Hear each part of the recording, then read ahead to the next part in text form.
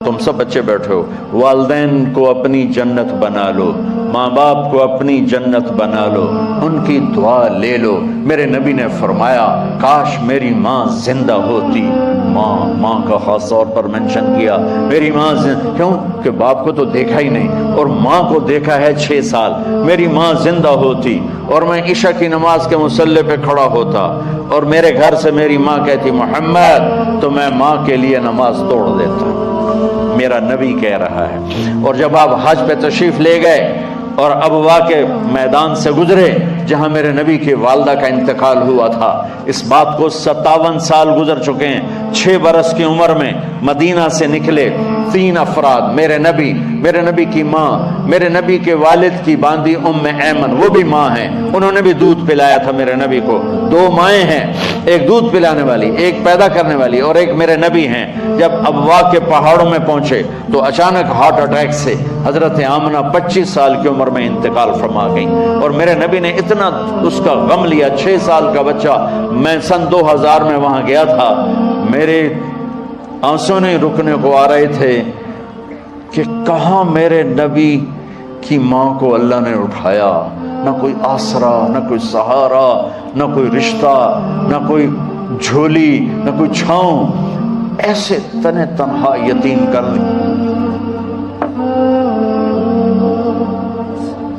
جب ان کو پتھروں میں دبا کے نیچے اترے، ام ایمن کو سے ہاتھ چھڑا کر بھاگے اور اوپر پہاڑی پہ چڑھ گئے۔ جب ام ایمن پیچھے گئیں تو ام ایمن نے کیا دیکھا کہ ابوا کے پہاڑ بھی رو رہے ہوں گے، اب ماں کی قبر کو چمٹ کے ایسے اوپر لیٹے ہوئے تھے، قبر کو پکڑا ہوا تھا، اوپر لیٹے ہوئے تھے۔ جب ام ایمن قریب آئیں تو سنا آپ کہہ رہے تھے اماں جی آپ کو تو پتا تھا آپ کے سوا میرا کوئی نہ تھا، آپ مجھے چھوڑ کے کہاں چلی گئی، کیوں چلی گئی؟ 6 سال کا بچہ پہلی موت دیکھ رہا ہے تو ان کو سمجھ میں نہیں آ رہا کہ میری ماں کے ساتھ ہوا کیا ہے۔ ام ایمن نے اٹھانا چاہا، آپ نے اٹھنے سے انکار کر دیا۔ اس صدمے کو سینے میں لیے ہوئے 57 سال کے بعد، 7ویں دن بندہ رو نہیں سکتا، رونا ہی چاہے تو رونا نہیں آمدا، 57 سال کے بعد آپ اس وادی سے گزرے، اپنے اونٹنی کو ماں کی قبر کی طرف موڑ دیا، اور ان پلرز کو 3 گنا کرو تو وہ پہاڑ بنتا ہے، چھوٹی پہاڑی تھی۔ اونٹنی کو نیچے بٹھایا، اوپر پہاڑ پر گئے، اور یہ مجھے دیکھو، یوں آپ نے گھٹنے کھڑے کیے ماں کی قبر کے سرانے، اور یہ ہاتھ یہاں رکھے اور پھر سر دیا اپنے گھٹنوں میں یوں، پھر رونا شروع کیا۔ اتنا روئے، اپریل کا مہینہ تھا، دھوپ سر پہ پڑ رہی تھی، ہم تو ٹھنڈی دھوپ میں بیٹھے ہیں، شدید دھوپ میں بیٹھے تھے، اور اس کنڈیشن میں یہ بچوں کا سٹائل ہوتا ہے جب لمبا رونا ہو تو وہ یوں بیٹھتے ہیں سر اندر دے کر۔ اتنا روئے کہ آپ کی داڑھی ساری آنسوں سے بھر گئی، سینہ تر ہو گیا، احرام تر ہو گیا، اور کئی گھنٹے بیٹھ کے روتے رہے۔ تو جہان کے سردار ہو کر تمنا کر رہے ہیں کاش اماں تو زندہ ہوتی، تو مجھے کہتی محمد میں تیرے لیے نماز توڑ دیتا۔ اور میرے نبی نے، یہ بچیاں غور سے سنو، میرے نبی سے پوچھا گیا یا رسول اللہ قیامت کب آئے گی؟ آپ نے فرمایا یہ تو اللہ کو پتا ہے۔ نے کہا یا رسول اللہ کوئی نشانی بتا دیں؟ تو آپ نے فرمایا جب بچیاں ماؤں کو ذلیل کریں گی تو قیامت آ جائے گی۔ جب بیٹیاں ماؤں کے ساتھ بدتمیزی کریں گی اور ماؤں کو ذلیل کریں گی تو قیامت آ جائے گی۔ ایک ماں بیٹی کو میں بھول نہیں سکتا، ماں کے موٹے موٹے آنسو گر رہے تھے، اور بیٹی ماں سے کہہ رہی تھی بھوک نہیں، ہماری اپنی پنجابی زبان بھوک نہیں، یہ تو ہم نوکر کو کہتے ہوئے ڈرتے ہیں، وہ ماں سے کہہ رہی تھی بھوک نہیں، یعنی بکواس نہ کر، روا کے چپ، صرف آنسو اس کے گر رہے تھے ایسا۔ شاید وہ یاد کر رہی تھی کہ 9 مہینے کیسے اس کو میں نے پیٹ میں پالا، جنتے ہوئے کتنی تکلیفوں سے گزری، اور اس کو دودھ پلاتے ہوئے کتنی راتیں میں نے کاٹ کاٹ کے گزاری، اور اس کے پیشاب دھوتے ہوئے کتنی دفعہ میں سردی میں ٹھٹھری، اور آج یہ مجھے کہہ رہی ہے بھوک نہیں۔ اس لیے میرے نبی نے فرمایا جس نے ماں باپ کو دکھ دیا، سنو اور سے بچوں سارے سنو، جس نے ماں باپ کو دکھ دیا اس پہ اللہ کی لعنت، اس پہ فرشتوں کی لعنت، اس پہ زمین آسمان کی لعنت، نہ ان کی نماز قبول ہے، نہ روزہ قبول ہے، نہ صدقہ قبول ہے۔ میرے نبی کی زندگی کا دوسرا روپ حقوق العباد، نماز حقوق اللہ میں آ جاتی ہے، میں حقوق العباد کی تھوڑی سی وضاحت کر رہا ہوں۔ ماں باپ زندہ ہیں تو دعا لے لو۔ والدین سے کہتا ہوں بچوں کو عزت دو، جہاں اولاد ماں باپ کے حقوق ہیں وہاں اولاد کے حقوق ہیں، اولاد کو عزت دو، اولاد کو عزت دو، اولاد کو عزت دو۔ بہت سی اولاد کی نافرمانی کا ذریعہ ماں باپ بن رہے ہیں، سختی کر کے، زبردستی کر کے اور ٹھونس کر چیزیں نوکروں کی طرح سلوک کر کے۔ میرے نبی کے گھر میں جب بیٹی فاطمہ ملنے کے لیے آتی تھی تو میرے نبی بیٹھے نہیں رہتے تھے، اب چیئر پہ بیٹھے ہوئے بی بی فاطمہ آ گئی، اب زمین پہ بیٹھے ہوئے ہیں بیٹی آ گئی، اب چارپائی پہ لیٹے ہوئے ہیں بیٹی آ گئی۔ میرے نبی کیا کرتے تھے؟ کھڑے ہو جاتے تھے، کھڑے ہو جاتے، ایک دم کھڑے ہو جاتے تھے، اور پھر کھڑے نہیں رہتے تھے، تیزی سے آگے بڑھتے تھے اور حضرت فاطمہ کا ہاتھ پکڑ لیتے۔ یہ والدین غور سے سنو، حضرت فاطمہ کا ہاتھ پکڑ لیتے تھے اور ہاتھ پکڑ کے مجھے دیکھو یوں بوسہ لیتے تھے، بیٹی کا بوسہ لیتے تھے، پھر ہاتھ چھوڑتے نہیں تھے، ہاتھ پکڑے پکڑے لاتے لاتے لاتے ان کو چارپائی پر پہلے بٹھاتے تھے پھر خود بیٹھتے تھے۔ یہ باپ اور رسول ہو کر بیٹی کو یہ عزت دیتے تھے۔ پھر وہ جنت کی عورتوں کی سردار بنی، پھر وہ جنت کے سرداروں کی ماں بنی، پھر وہ اللہ کے شیر کی زوجہ بنی۔ تو والدین سے کہتا ہوں کہ اپنے بچوں کو عزت دو، عزت دو، عزت دو، عزت دو۔ پھر آپ سے زندگی کے بڑے فیصلے ہیں شادی۔ اب لوگ اکٹھے پڑھتے ہو لڑکے لڑکیاں، اپنی شادی کے فیصلے خود نہ کرو، اپنے ماں باپ کے حوالے کرو۔ اس میں شرافت بھی ہے، اس میں برکت بھی ہے، اس میں رحمت بھی ہے، اور اس میں والدین کی دعائیں بھی ہیں۔ کورٹ میرج کو ہوا نہ دو، boy friend girl friend culture ہمارا نہیں ہے۔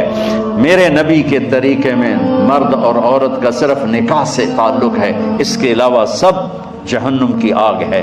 اور والدین سے کہتا ہوں کہ اپنے بچوں سے پوچھ کے رشتے کرو، زبردستی مت کرو۔ میرا معاشرہ بہت سنگین قسم کے جرم کا شکار ہے، بچوں پہ مسلط کر دیتے ہیں، ایتھے ہی کرنی ہے، جٹاں چی کرنی ہے، بٹاں چی کرنی ہے، پتہ نہیں آئے کتوں جٹ بٹ۔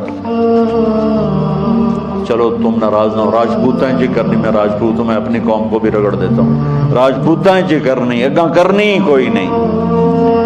یہ ظلم و ستم اولاد پہ مت کرو، اپنی بچی سے پوچھو، اگر بیٹی ہاں کرے تو پھر قدم اٹھاؤ، اگر بیٹی کہہ دے میں نہیں کرنا چاہتی تو وہ نافرمان نہیں ہے۔ اللہ کے واسطے میری سنو، صرف تم نہیں سن رہے، اس کیمرے سے لاکھوں کروڑوں لوگ سن رہے ہیں۔ اگر بیٹا یوں کہہ دے کہ ابا میں نے یہاں شادی نہیں کرنی، میرا جی نہیں چاہتا ہے، تو وہ بیٹا نافرمان نہیں ہے، فرما بردار ہے، اس نے شریعت کا حق استعمال کیا ہے۔ اب ایسا ظلم مت کرو کہ نہیں اتھے ہی کرنی ہے، اتھے گھروں نکل جا۔ زندگی تم نے تو نہیں گزارنی، زندگی تو بچے نے گزارنی، میں قربان جاؤں۔ ایک حدیث سنو پہلے، پھر اگلی بات سناتا ہوں۔ ما تزوجت وما زوجت الا بوحی من السماء نزل به جبریل۔ لوگو سنو، میں نے جہاں شادی کی، میں نے جہاں بیٹی کی شادی کی، پہلے آسمان سے جبریل فرشتہ اللہ کا حکم لے کر آیا، پھر میں نے قدم اٹھایا۔ سمجھ گئے میری یہ بات سمجھ گئے سارے؟ اب اگلی سنو۔ حضرت علی فاطمہ کا رشتہ لینے آ گئے اور جبریل ان سے پہلے آ گیا کہ یا رسول اللہ فاطمہ علی کے لیے ہے۔ باپ محمد مصطفیٰ جیسا ہے، رشتہ مانگنے والا علی جیسا ہے، اور بیٹی فاطمہ جیسی ہے۔ اور آپ پوچھتے ہیں علی کیسے آئے؟ اس شرم کی وجہ سے کچھ کہہ نہ سکے، چپ۔ آپ کو تو پتا تھا، آپ نے فرمایا فاطمہ کے رشتے کے لیے آئے ہوگا جی۔ تو جبریل تنال بیٹھا ہے کہ یا رسول اللہ اتھے ہی کرنا ہے، آپ نے ہاں نہیں کی، آپ نے کہا انشاءاللہ، اور یہ کہہ کر اٹھ گئے۔ انشاءاللہ نبی کا ہاں ہی ہوتا ہے، لیکن جبریل کے آنے کے باوجود اور اللہ کے کہنے کے باوجود میرے نبی کو بھی پتا ہے کہ یہ رشتہ یہاں کاتب تقدیر نے لکھ دیا ہے، لیکن امت کو سبق سکھانے کے لیے آپ گھر تشریف لے گئے۔ بیٹی فاطمہ کہ جی یا رسول اللہ، کہ علی کا رشتہ آیا ہے، میں ہاں کر دوں؟ سبحان، میں اپنے دیہاتی بچیوں پہ مجھے رونا آ گیا کہ جنہیں پتہ ہی نہیں ہوتا سانو کہیں دے نال بندے بہن جانور ہے یا انسان ہے۔ علی جیسا داماد، چلو علی کو چھوڑو، فاطمہ کو چھوڑو، جبریل آیا بیٹھا ہے، جبریل آیا بیٹھا ہے۔ اس کے بعد فاطمہ سے پوچھنے کی کیا بات ہے؟ جبریل آ کر کہہ رہا یا رسول اللہ، اللہ کہہ رہا فاطمہ علی کے لیے ہے اور علی فاطمہ کے لیے ہے، اور پھر آپ کہتے ہیں بیٹی فاطمہ ہاں کر دو۔ ہماری تو آج کی بیٹیاں انکار نہیں کرتی، چپ کر کے گاں ماج طرح بن چھڑ دین کلے نال۔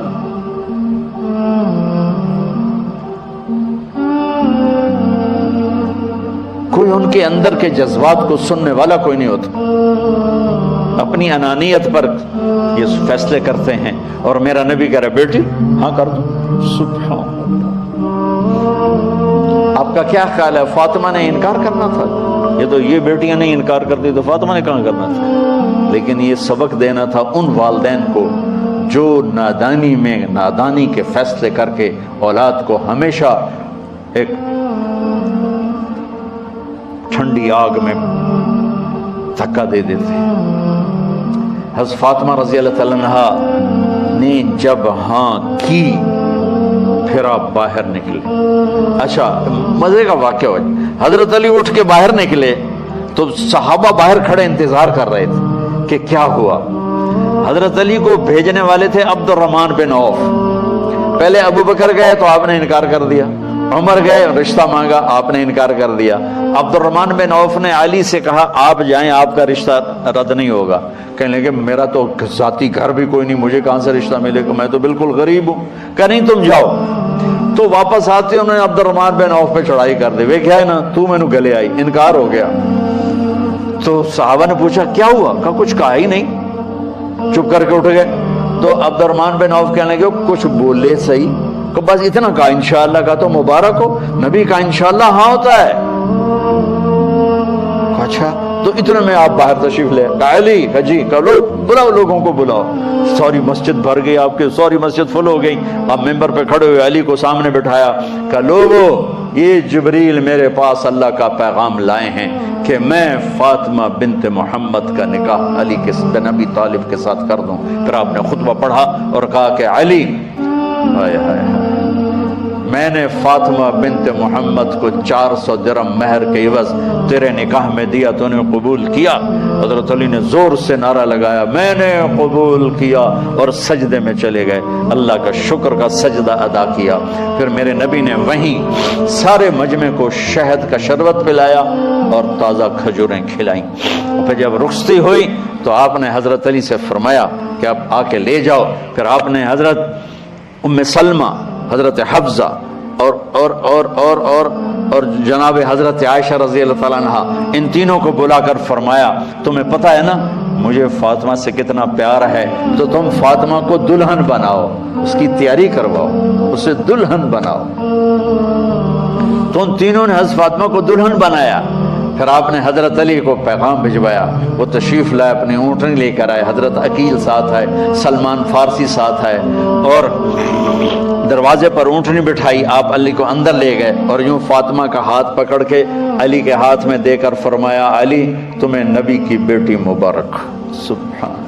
پھر آپ نے کہا میری بیٹی فاطمہ، مجھے اپنے خاندان میں جو سب سے زیادہ محبوب تھا میں نے تیرا ہاتھ اس کے ہاتھ میں دے دیا ہے۔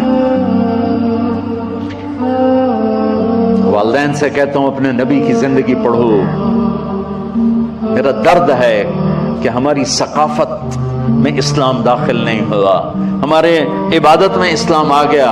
بہت سارا مجمع مرد عورتوں کا نمازی ہے، حاجی ہے، عمرے کرتے ہیں، لیکن ثقافت میں نبوت کی جھلک دکھائی دے، ثقافت میں اللہ کا نبی دکھائی دے، وہ نہیں ہے۔ زندگی بیت گئی اس انتظار میں، مدت سے لگ گئی تھی لب بام ٹک ٹکی، تھک تھک کے گر گئی نگہ انتظار آج، پتہ نہیں کب صبح ہوگی۔ چلو کہتے تو جائیں مجھے ہے اگرچہ بت ہیں جماعت کی آستینوں میں، مجھے ہے حکم اذان لا الہ الا اللہ۔ والدین کے ذمہ ہے اولاد کو عزت دینا، ان کے سب سے بڑی خواہش میں ان کا احترام کرنا کہ زندگی انہوں نے گزارنی ہے، اور آپ کے ذمہ ہے والدین کے آگے سر جھکا دینا۔ اللہ کے واسطے کورٹ میرجز اور خفیہ شادیاں یہ نہ ہماری ثقافت ہے، نہ یہ انسانیت ہے۔ ہمیشہ دکھ دردوں میں زندگی گزرتی ہے کہ اصل زندگی تو موت کے بعد آنے والی ہے۔ تو والدین پڑھیں شریعت کو، اولاد بھی پڑھے اپنے نبی کی زندگی کو۔ ایک شخص حضرت عمر کے پاس آیا ایک بیٹے کو لے کر، کہا امیر المومنین یہ میرا بیٹا بڑا نافرمان ہے اور مجھے بہت تنگ کرتا ہے۔ حضرت عمر کے پاس لاٹھی ہوتی تو انہوں نے یوں اٹھائی، وہ کہنے کا حضور معافی دیا جائے، ایک میری گل سن لو۔ آپ نے فرمایا کیا؟ کہنے لگا ماں پیو دے بڑے حق ہیں، بالکل ٹھیک ہے، پر کوئی ساڈا حق بھی ہے ماں پیو تے؟ آپ نے کہا ہاں۔ ہاں۔ کہنے لگے ذرا وہ بتا دیں۔ کہ پہلا حق ہے اچھی ماں تلاش کرے، نیک عورت تلاش کرے۔ دوسرا حق یہ ہے نام اچھا رکھے۔ تیسرا حق یہ ہے اس کو قرآن کی تعلیم دے۔ کہا جی پھر سن لو حضرت جی، ایسا میرے پیو کو پوچھو اس حبشی عورت نال شادی کر کے مینوں حبشی ماں دیتی، انہوں کوئی عرب ماں ہی نہیں لتی۔ میرا پہلا حق اس مارے ہے۔ دوسرا سن لو، اس نے میرا نام جولان رکھا ہے۔ جولان گندگی کے کیڑے کو کہتے ہیں، اس نے میرا نام جولان رکھا ہے۔ اور تری سن لو، اس آیت نے مینوں قرآن دی شکل نہیں دکھائی۔ حضرت عمر ہوئی سوٹا ہو دے سر تے پھیر دے کہ پہلے تیری مالش کرا پھر ایدی کر سکتے۔ تو آج کے والدین بھی اپنی اولاد کے بارے میں بہت بہت بہت غافل ہیں، اور اولاد کا بھی حال یہی ہے، چونکہ ماں کیا ہے، باپ کیا ہے، اولاد کیا ہے۔